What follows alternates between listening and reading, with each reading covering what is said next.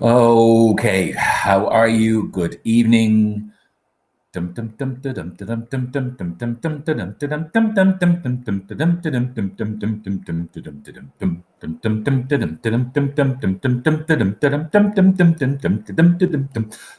this earlier on today on Instagram. Not many people got what it was. I was trying to do Another Day of Sun from La La Land because I don't know about you, wherever it is you are in the world, but looking at from where I am in the world and from where I was earlier on today when I was in work, it's another terrifyingly beautiful day outside that we couldn't have planned for and we would not have predicted would have happened in the eventuality that, we weren't in the situation that we're in. Welcome to episode 13 of Shelf Analysis. Apologies, I've given the wrong number. It is in fact only episode 12. Look, there's been a lot going on this week. Small mistakes have been made. They're nothing important. They're not big ones. Misnumbering the episode is relatively small in the global scheme of things. If you're brand new to this, how are you? This is a chat show that I created a number of weeks ago at the very beginning of this whole situation to connect me with you with authors in their own homes. One of the ideas was that it was for authors who had books who were coming out over the course of the next while and who wouldn't necessarily get to have the big launches and the big press PR hoo-ha and displays in shops. And that is the category in which our author falls tonight. She's in the UK, and I'm going to talk to her in a moment. There are many other things to be done, first of all, before we get there. First things first, before we go to Carina, we'll go to Carina in a few minutes. Worth the mention is that the book show is back this coming weekend on RTE Radio 1. Made the announcement today. It is episode 1 of 6. We're going to have Derek Landy talking about the 13th and the brand new book in the Skullduggery Pleasant series. And Enright is being interrogated, I use that word lightly, they're very lovely people, by a book club in Navan in County Meath. And we will also have Stephanie Preisner doing our book news, now that there is actually some book news to be talking about that's going on in the real world. That is RTE Radio 1. It is this coming Sunday night at 7. However, the podcast goes out in the podcast stream on Friday at some stage. So all you need to do is look up RTE Book Show or The Book Show RTE, wherever it is you find your podcasts, and you'll be able to get the podcast on Friday before everybody else has to listen to it on the radio on Sunday. Also worth a mention, I've said it before, but next week, of course, we'll have 3 episodes here, Monday, Wednesday, and Thursday of Shelf Analysis. And then on Friday night, it's a biggie, not connected to this, something I was going to be doing anyway. I was going to be in Galway for Courch. It would have been my first year doing proper interviewing at Courch. I've never been there before, doing interviewing anyway. And I was supposed to be talking to Anne Enright. Instead, what you're going to get is something that will look a little bit like this. I will be sitting here, Anne Enright will be in her house, and we will be broadcasting to you guys through Courch. The event is free. You just, they say, get a ticket. If you go and check out the details on the Courch website, all tickets are free, and it is essentially a reminder that goes into your calendar to remind you that at 7:30 Friday week, I'll be talking to Anne Enright. It's going to be a long-form one as well. I'll be talking to her for about an hour about many things, including Actress, which is the new book.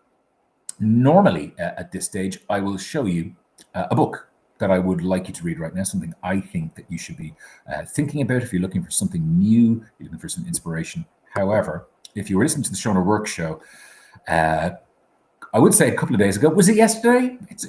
It might have been yesterday. Today's Wednesday, right? It was yesterday. Been a long week. On the Shona Work show, I was on with Louisa from Raven Books and Blackrock. The two of us come on from time to time and talk about books that we like. We were asked to pick books from our own shelves. So here are the ones I got to and the ones I didn't manage to get to. If you've never read China Miéville's wonderful The City and the City, it is one of the finest things in the science fiction of the last 25 years. It's also a police procedural as well, which goes a long way. James Plunkett's incredible Strumpet City, one of those books that I keep coming back to again and again and again. And no, I've never seen the TV series. I picked Raymond Chandler's Trouble Is My Business, although I could pretty much have picked any Raymond Chandler, any Dashiell Hammett. They're great. Chewing gum for the brain. I could have picked any of those, and they're well worth your time. Audrey Niffenegger's wonderful The Time Traveler's Wife, which again is a book I keep coming back to again and again and again. A very swanky vintage modern classics edition that we have in the house as well.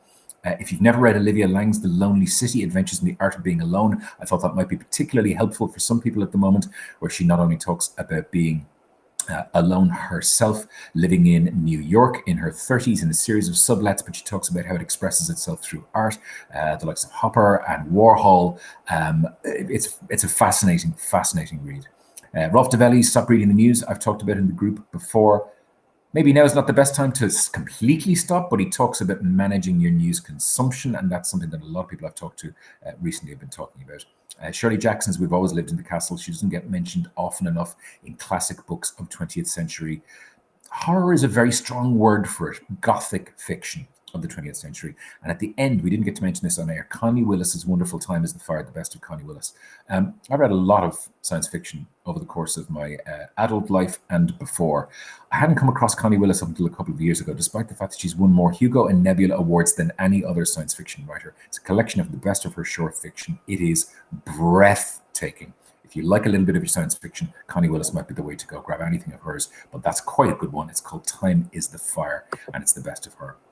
Before we get to Carina, I don't know if you saw the Graham Norton show, a first of a brand new series of him last Friday on the BBC. Nice to know that this format that we do here works for pretty much everybody, because to all intents and purposes, Graham was doing exactly the same thing that we do here, except with Martin Sheen and Martin Freeman, Michael Bublé.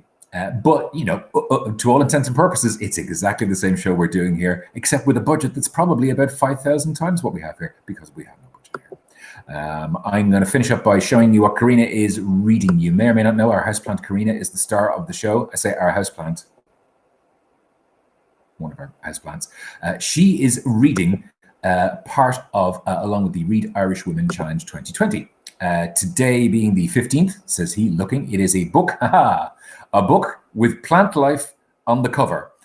Let me see what Carina is reading. Carina, what have you got? Book with plant life on the cover. Oh, okay. I kind of can't see it, but I know the cover of the book. Hello, Carina. How are you? Good. Yeah. Oh, that's, thank you. Laptop. Well done. Well done, my able assistant. That is the new Helen Cullen called The Truth Must Dazzle Gradually. I know Liz has finished this recently. I haven't got my hands on it as of yet. If you read Helen's first book, you will probably enjoy this. Liz adored this. Due to have been out now, not out as of yet, but it is available on pre-order from most of your favorite independent bookstores. You'll be able to get that. The Truth Must Dazzle Gradually is the new Helen Cullen. Thank you, Carina. You can go and have a rest now, or a read, or whatever it is you're up to. I think that's all of the news. I think that's everything we need to do, and I think we need to get cracking with tonight's episode. We are going to go tonight to the UK. We are going to go to an Irish author living in the UK. If I press the magic button in 3, 2, 1, I will give you Ruth Gilligan. Hi, Ruth. Hello. How are you? I'm great. I've unmuted you and everything. This is always helpful when I can hear what you're saying. That's fantastic. Nice. Yes, I don't like being silenced, you see. Tell me a little bit about you. Tell me about where you are. Tell me about what the last few weeks have been like for you. Well, I'm here in London. I live in Highbury, which is kind of just north of central London, very near the Arsenal Stadium, if anyone's an Arsenal fan. So yes, no, boo, Arsenal. Okay, fine. Well, here we are in North London. And yeah, the last few weeks have been bizarre, strange. You currently find me in my office / our second bedroom, which is, you know, where I actually spend kind of a lot of my life anyway, working and writing and doing things. You'll see over my shoulder, I have a strange cow-shaped balloon. This was for my novel The Butchers recently came out, and we had a Zoom launch, because that's what you do when you bring out a book in the middle of a pandemic. And my mother sent over some bovine themed props to jazz up my office for the occasion, and they've lasted really well. Like, the book came out 2.5 weeks ago, and this cow is still just living its best life. So whenever I do any sort of Zoom or Skype at the moment, I just have like odd bits of cow paraphernalia in the background, which is great. Jazzes up everything. So which is what you had always imagined your professional life was going to be. I think my goal as a professional author was just to one day have a little farmyard in my office. So yes, there I am. Tell me a little bit about the other parts of your life as well, because you're also a lecturer, so you have, you know, an out in the real world job as well, and obviously that's all ground to a halt over the last few weeks as well. Yeah, absolutely. So obviously it's the Easter break now, so I wouldn't have been lecturing anyway, but we did the last 2 weeks of term were kind of scuppered by all of this, so we had to transition into virtual learning, which again looks a little bit like this, and using Zoom and Skype and just doing weird like voice messages over my PowerPoint slideshows, which was like the most beta version of virtual learning, but it kind of served a purpose. So yeah, it was a real shame to have to do that. I'm not sure if you're aware, but over here in the UK, about 70 universities were on strike recently. So we literally had 14 days of strike action. And just when we were coming back and I was dying to see my students and finish off term on a high and get back into the swing of things, it was like, oh no, actually the university is shutting. Everything's going online. So yeah, the poor students have had like a very disrupted second half of term. So yeah, at the moment, just trying to field all the emails and do Skype tutorials and all of that. And yeah, it's looking like the university is going to be closed until September and maybe beyond. So it's a pretty rocky time from that point of view. But I am very lucky that, as you said, I have a job beyond the writing that pays the bills and keeps me stable and that I love. So obviously I'm not doing it in the normal way at the moment, but yeah, it's still kind of keeping me a different part of my brain engaged through all of this. And you do have one of those jobs, as pretty much every author does these days. But give me some sense, and I hate dwelling on this, and I don't want to, but given that we're now talking to authors who are in other places around the world outside Ireland, what is it like in London? Because obviously we see what we see in terms of TV news. Is it as locked down as things appear to be here? Are people being a bit more loose-limbed when it comes to it? What's it like close to where you are? I think it's a bit looser, but I think the guidance is a little bit looser. Like obviously, I speak to my parents most days and my friends at home. So I know that you guys have, and especially with the 2 kilometer rule and all of that, we don't have that. And, my father's over 70, so he has to stay in the house at all times. So we don't have that level of kind of lockdown. But I mean, it's still pretty strict. I think it's been quite interesting to see some of the ways the media is depicted, like as you mentioned at the start, the weather's been just glorious over here as well. It got up to like 25 degrees of the week. Like I actually got sunburned, which is not something I was expecting. But yeah, so you've been hearing about how like the parks have been full of people and everyone flouting the rules, and there's been 3,000 people in Brockwell Park, and then you saw pictures of Brockwell Park, and like Brockwell Park is like hundreds of hectares, so like 3,000 people is actually like they were pretty social distance. So I don't know, there's kind of a bit of a shaming of people for using outdoor space, but like if you don't have, like, we're very, very lucky that we have a garden, but I just think that like people need some outdoor space at the moment, so there shouldn't be, like, as long as people are behaving when they are out and about, like they should be allowed to go out and about. So yeah, it is weird. I mean, I go running a lot, and thank God that we're still allowed to run as far as we want at the moment. So I just kind of take off because that's the only way that you feel any sense of kind of freedom at the moment. So yeah, I'm kind of clocking up the miles. I feel like I'm training for something, but I'm really just trying to stay sane. Everybody is. I think the world is a combination of people who either normally run and, as you said, feel like they're training for something that doesn't exist, or people who have never run before and are going, sure, what's the worst thing that can happen? And are throwing themselves into Couch to 5K. But before we get into, I want to ask you about the books that you've chosen. Tell me a bit about The Butchers. The Butchers is the new book.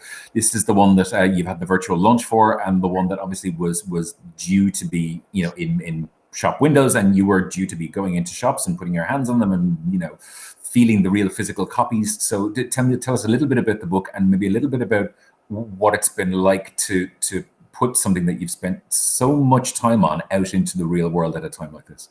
Yeah, so there's a lot to say. Really briefly, to kind of give a brief synopsis of The Butchers, it's basically set around a murder in the Irish borderlands during the BSE crisis of 1996. So it's told from 4 different points of view, and it's kind of a family saga, a coming of age story, but as I said, it all centres around this dead body up in County Cavan and County Monaghan during the mad cow disease crisis. So yeah, like the first thing that jumps out, right, is everyone's like, oh my God, you wrote a book about mad cow disease, and it comes out during the coronavirus pandemic. So people keep telling me like, oh, your book's so timely, and which is quite a weird like thing, because obviously I finished this book ages ago. I started it even more ages ago. So the idea that there was ever going to be any kind of resonance is bizarre. To be honest, when I was writing the book, like I started the book about 5 years ago, even pre like Brexit referendum. So when I was writing the book, and as things emerged on that front, people were like, oh, you're writing a book set in the borderlands. Oh, wow, the border and the backstop, very topical. Oh, and you were like, oh, well, that's not really why I wrote it, but okay. But I thought those were going to be the conversations that I was going to be having when it came out. And then behold and lo, there's like a whole other thing going on that makes it like relevant or timely or whatever you could say. So it just goes to show you can never you can never predict these things.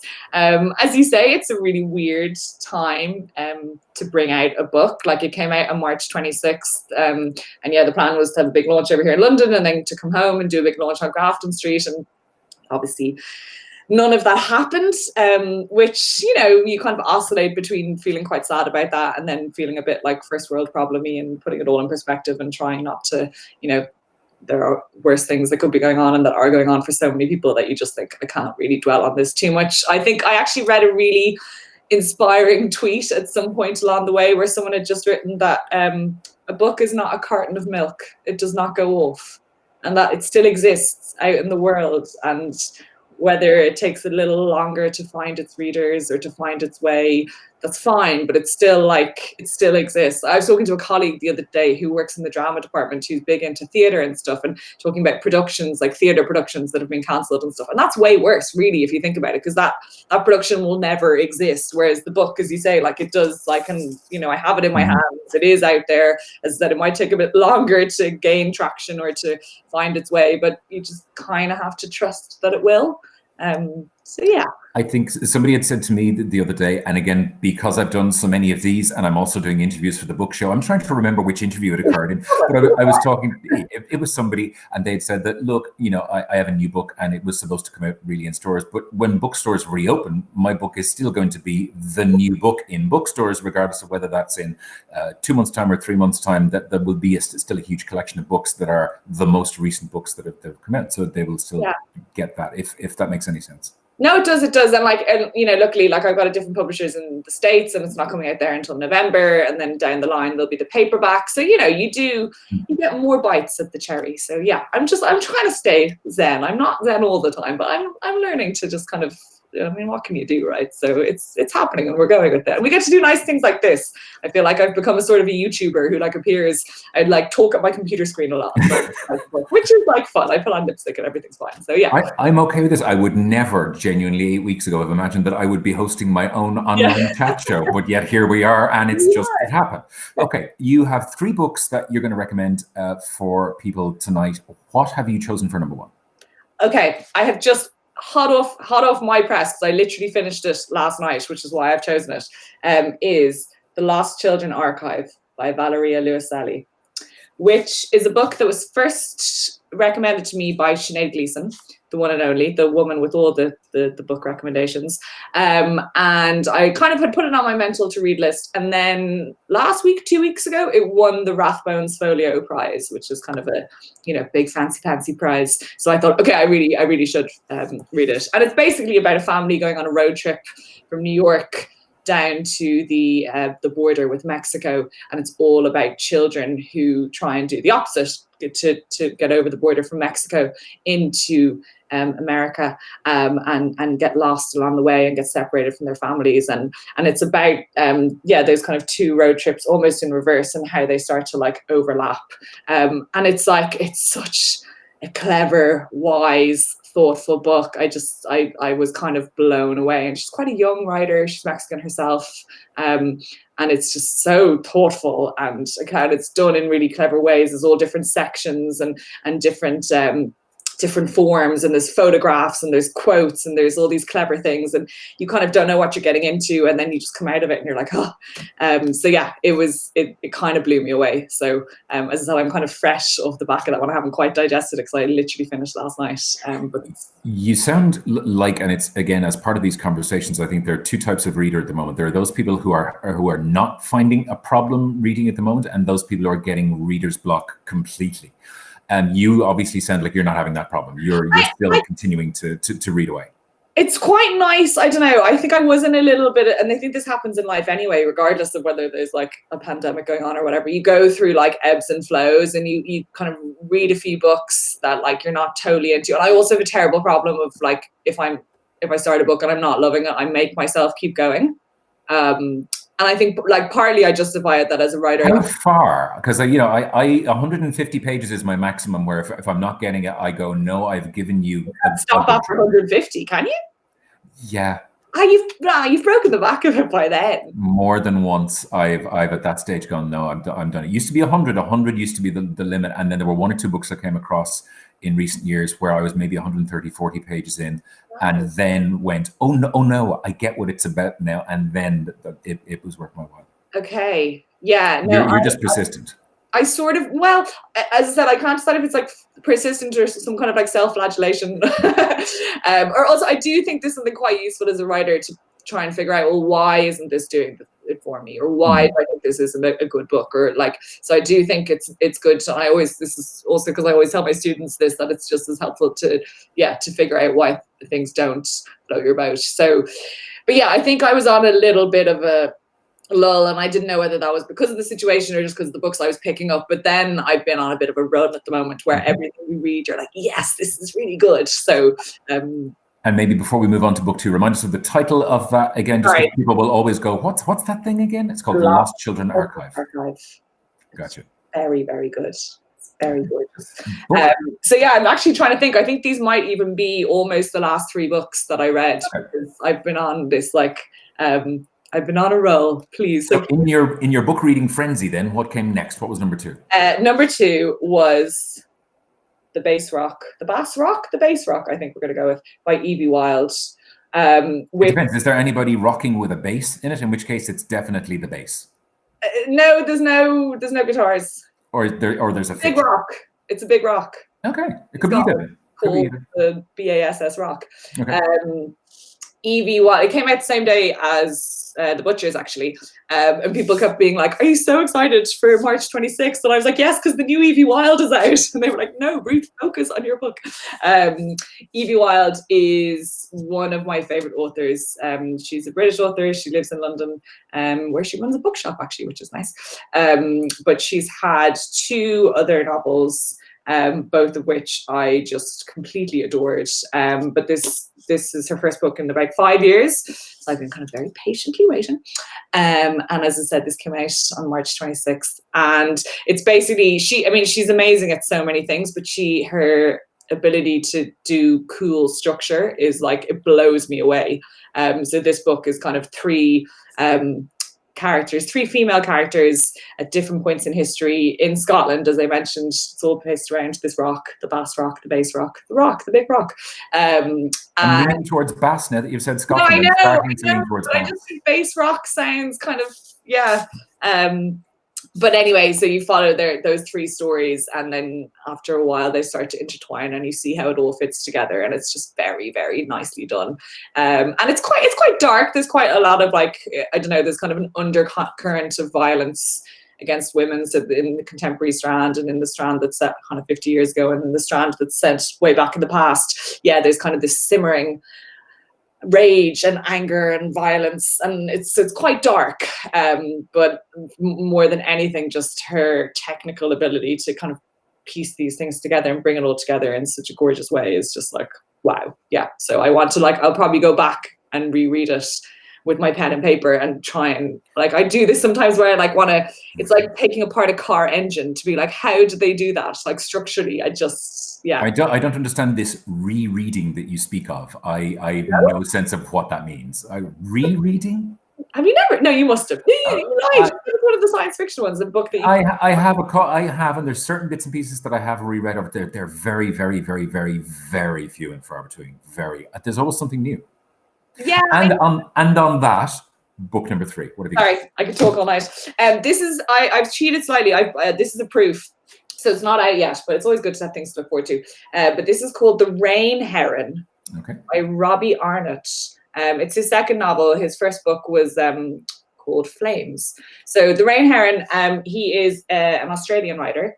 And this has been described as an eco-fable. And I'm not sure if you ask me what an eco-fable is, I would know. But it's sort of magic realist with an environmental slant. And I know that Arnott has talked about that part of the reason he wrote this was in reaction to the bushfires in Australia. and just seeing his world quite literally fall apart, and that he wrote this. So it is, as I said, this kind of these different stories of kind of tinged with magical realism, but involving a rain heron and these magic squids, and it's all very strange and weird, but it's basically about mankind ruining nature, and maybe trying to do a little bit better. So it's kind of unlike anything I've read before, and not usually the kind of book I would go for, but I got a proof, I read it, and I was like, whoa, this is quite a special thing.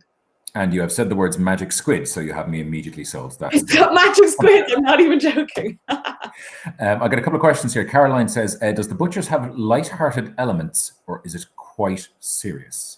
Well, I would say it, I mean, it's not like a comedy. I would say I'd say the most fun thing about the book is that it's set over the course of 1996. Like, it starts in January, it ends in December. And I cleaved really, really closely to real life events and real life pop culture events that happened that year. So everything from Michelle Smith in the Olympics, to the Spice Girls coming out, to the first gay kiss on Fair City, to the Euro 96 football tournament, it's all there. So I think there's actually quite a nice like late 90s nostalgia buzz that underpins the whole thing. And yeah, it's not actually that doom and gloom. There's just one dead guy, but you know, we get that over with on like page 2. So the rest of it, you're sort of I was going to say off the hook, but that sounds like a butcher's pun. It's not really, but it is a little bit. You just own it. If it's a butcher's pun, just own it. Because you have been locked indoors for quite some time now. Oh my God. Claire says, totally enjoyed your latest book, The Butchers, Ruth. Well done. That's from Claire. She says hi. Just before we finish up for tonight, it's again the weirdest thing in that with some of these interviews that I've done, I'm talking to people who, you know, you and I have known each other on social media for quite a while now. We've never met at a festival, which you do tend to with other people. We've been at the same festival on different days frequently. So this is the first time we've ever actually had a face-to-face conversation. And that's one of the joys of doing the show. The book is called The Butcher's. Let me pull up. It's this trying to get used to being a TV director while you're at the same time as trying to do the other thing. Oh, there it is. Okay, right, got it there. I have no staff. Literally, I'm my own staff doing this. The book's called The Butchers, and it is available in all good online bookstores that are now getting books out to their readers now, as many of them are starting to do this week as well. Obviously, look for your own local Irish bookseller, because loads of them this week in particular are all starting to get their online sales back up and running again. But it has been an absolute genuine joy to talk to you in London. Ruth Gilligan. And thanks for coming, guys. Thanks a million. Stay safe. Thanks. Bye. That's Ruth Gilligan in London. Tomorrow night on the show, we've only got 2 episodes this week because Bank Holiday Monday, I just took a day off. Tomorrow night on the show, it is quite special because tomorrow night we are going to Sweden. Talk to you tomorrow night live at 7.